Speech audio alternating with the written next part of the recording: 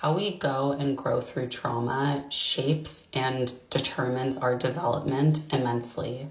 A good example of this was from a lecture that I listened to from Gabriella Bath from Yale University. In this conference slash lecture, she actually used the imagery of trees. She explained and showed images of trees that grow upright in the right conditions and trees that kind of bend and wave, again, due to the conditions that they were brought into.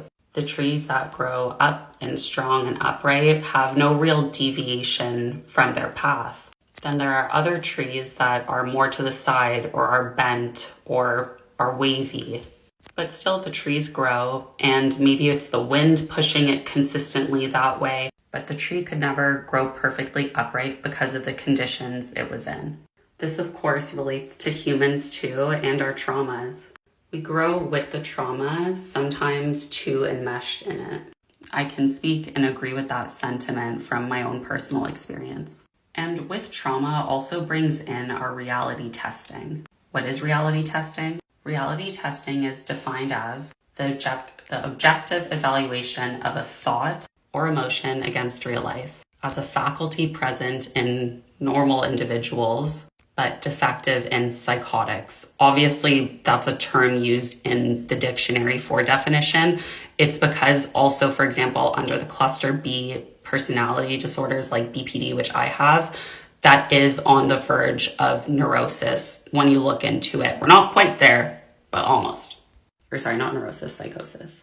When we grow like the bent tree and kind of consistently with the wind against us veering off to the side, it can result in poor reality testing, meaning that your evaluation of emotions, thought can be incorrect. And I speak from experience too. With BPD, our reality often sometimes feels like a broken line. And as said in this lecture, as you can see, this is kind of the imagery that was used to show like a normal person's reality testing and then someone with BPD's reality testing, where there's blips and spans of time where there's no memories sometimes.